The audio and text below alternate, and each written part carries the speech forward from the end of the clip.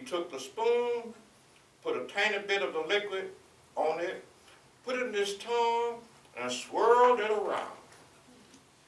Then with the stomach-churning look on his face, he spit it out on the floor and began coughing.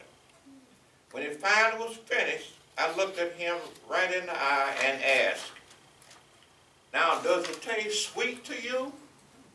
The pharmacist, shaking his head back and forth with a grimace look in his eye, yelled, "Hell no!"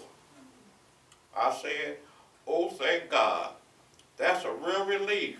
My doctor told me to have a pharmacist taste my urine for sugar."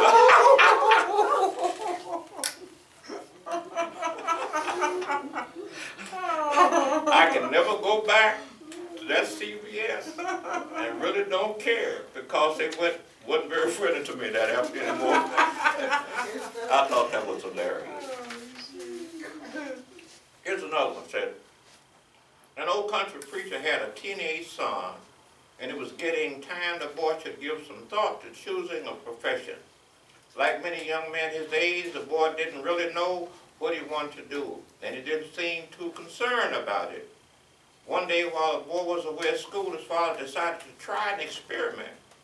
He went into the boy's room and placed on his study 4 objects: a Bible, a silver dollar, a bottle of whiskey, and a Playboy magazine. "I'll just hide behind the door," the old preacher said to himself. "When he comes home from school today, I'll see what object he picks up. If it's the Bible, he's going to be a preacher like me. And what a blessing that would be. If he picks up the dollar, he's going to be a businessman, and that would be okay too. But if he picks up the bottle, he's going to be a no-good drunk. And Lord, what a shame that would be. And worst of all, if he picks up the magazine, he'll be a womanizer all his life." The old man waited anxiously and soon heard the son's footsteps as he entered the house, whistling and heading for his room. The boy tossed his books on the bed, and as he turned to leave the room, he spotted the objects on the table. With curiosity in his eyes, he walked over to inspect them. Finally, he picked up the Bible and placed it under his arm. He picked up the silver dollar and dropped it in his pocket. He uncorked the bottle and took a big drink while he admired the magazine centerfold. "Lord have mercy," the old preacher discussed a whisper. "He's going to run for Congress." Oh, shoot. Go ahead. I'm sorry, I didn't mean to. That's all right. I can't remember no jokes. I'm going to try to remember that one. Chester, while you're looking, I'm going to say one similar to what you just said. Okay. I belong to the Military Collectors Club, and I meet some, matter of fact, a gentleman that was 100 years old. Anyhow, I love those guys. Every month I have one of these guys that I listen to their stories. And there's one guy was in Wyandotte County, and I'm from Kansas, and he says he was a PK too, a preacher's kid. And his daddy wanted to know what kind of man he was. So he put a Bible on the table, put a $20 gold piece, a Playboy magazine, and a fifth of whiskey. He said, I come in, he said, I picked up the Bible, and I put it under my arm, and my dad said, good, it's going to be a man of God. Picked up the $20 gold piece, he looked at it, put it in his pocket, he said, it's going to be a man of wealth. Excuse me. Well, don't be rude to that's fine. people talking. And that's it. So then he turns around and picks up the Playboy magazine, opens it up and looks at it. His dad says, oh gosh. Then he laid it down, he picked up the fifth of whiskey and took a shot, and he goes, oh my God, he's going to be a Marine. I'm sorry. Yeah. That was my friend. But we were this. Hello, Mr. Newton. How's everything? Is that Newton? Yep. Oh my goodness. The party didn't start till he got here. You got a couple more of those, Chester? No, I'll let them go ahead. All right.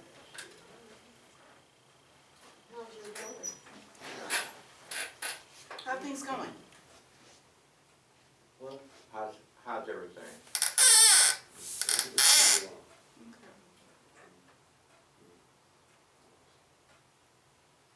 Just know we got to re-let you in prayer.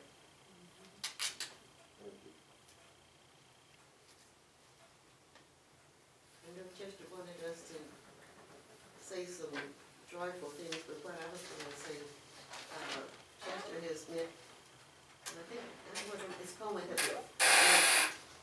pastor of our church, she has a daughter in North Carolina, and an older son, I guess around 22, and 2 smaller children that she has come here every summer. Well, they were in a car accident. A drunk man ran into them, and the older son was the one driving. The smallest one, the youngest one, died, and the other one, and the older one, anyway, the other small child is in the hospital. So this happened, I think, Monday, and I was talking to Frances Robinson last night, and she said she didn't know if our pastor was going to come back this week or just wait till they have a funeral, you know, come back then. But I was just so shocked. Kay was the one who told me about it. She found out at Bible study yesterday. I got a couple more to read if it's. Well, no, but that man was talking. Hey, Chester, it's all right. Okay. It's all right. No, it's not all right either. Well, it's not all right with It's not, you, never but it's all right all with right. you. I heard everything he said. But you were interrupting everybody else. How was your, this is a, interviewing a 104-year-old woman. Asked the lady, well, the first one, how old were your husband? 98, she replied, 2 years older than me. So you're 96. The undertaker commented, she responded, hardly worth going home. Okay, this is old lady said, oh man, I'm sure gotten old. I have outlived my feet and my teeth. I've had 2 bypass surgeries, a hip replacement, new knees, 4 prostate cancer and diabetes. I'm half blind, can't hear anything quieter than a jet engine. Take 40 different medications that make me dizzy, winded, and subject to blackouts. Have bouts with dementia, have poor circulation, hardly feel my hands and feet anymore, can't remember if I'm 85 or 92. Have lost all my friends, but thank God I still have my driver's license.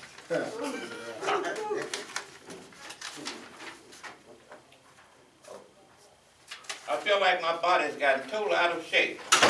So I got my doctor's permission to join a fitness club and start exercising. I decided to take an aerobics class for seniors. I bent, twisted, gyrated, jumped up and down, and perspired for an hour, but by the time I got out of my leotards, the class was over. Well,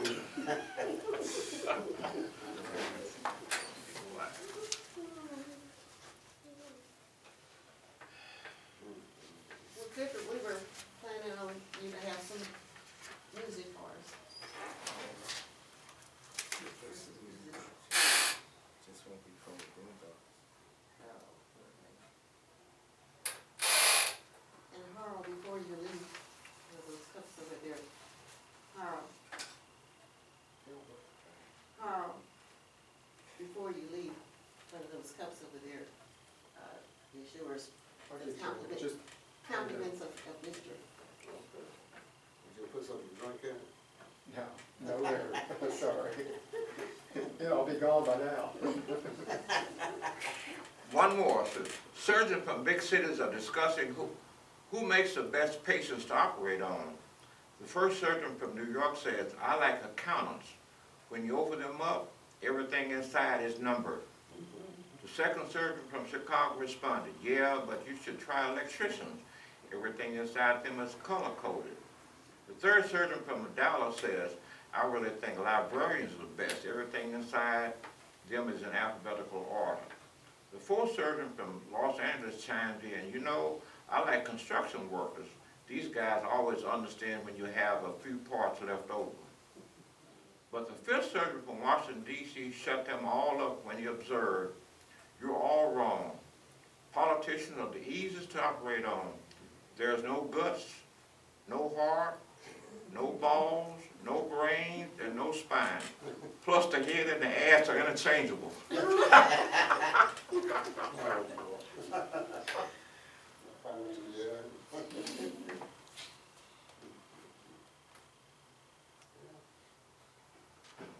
know, when she mentioned this about this little girl, I don't go to church, okay, but I am a man of God. Couple things. Last year when I was doing Santa Claus, this is a beautiful blessing, and I think it was an answer from prayer.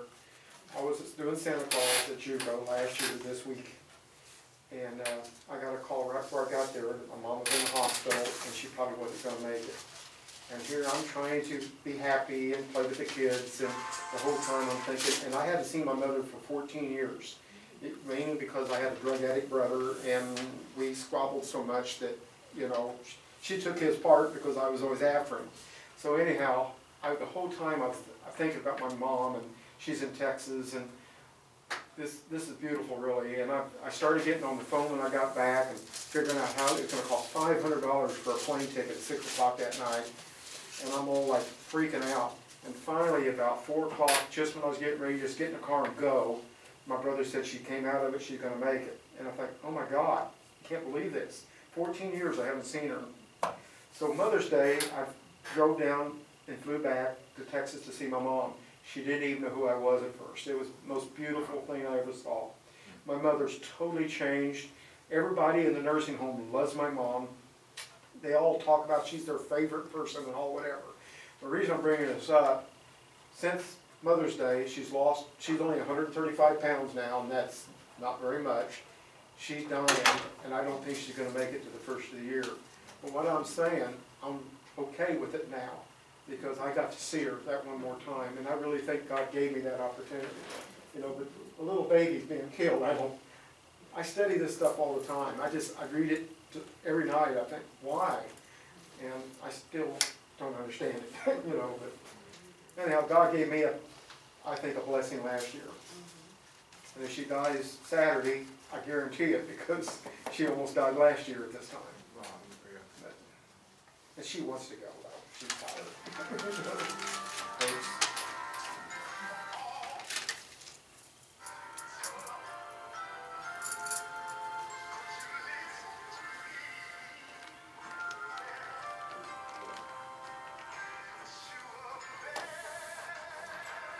You hear that?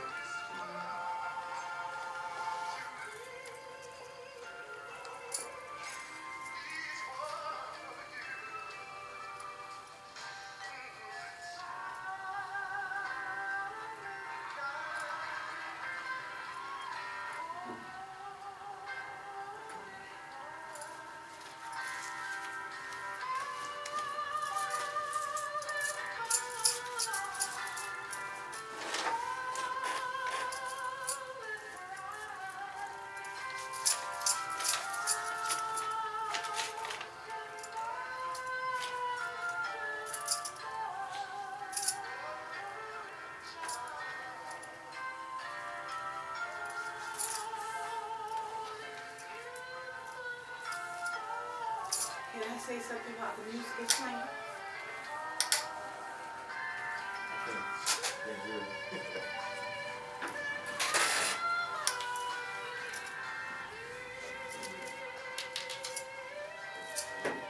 said, can I say something about the music it's playing?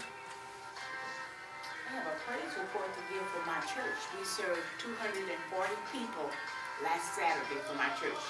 We gave baskets and sacks and groceries, and our church is also serving Christmas Day from 2 to 5, so if you know anybody that is hungry and needs a meal, they can come to Forest Grove, 9th and Oakland, and get a free meal, Christmas Day. That's when you doing that, Forest Grove? Yes. Oh, okay. I know there's a lot of guys there. Last night. Last night, they were. The funeral's next Friday. Well, I didn't know that. I don't even know that. Well,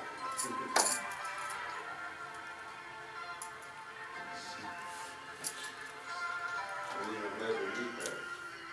Level week. She got this.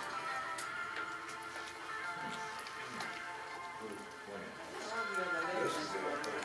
I don't know who it was, but you look. I see.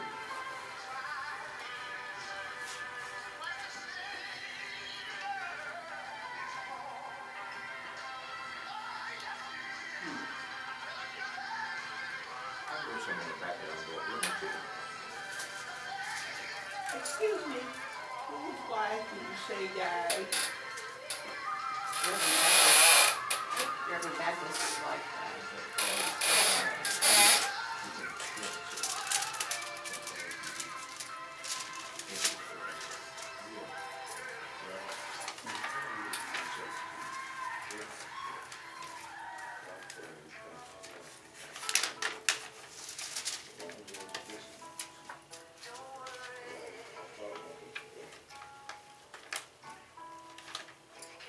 Seems strange not hearing them.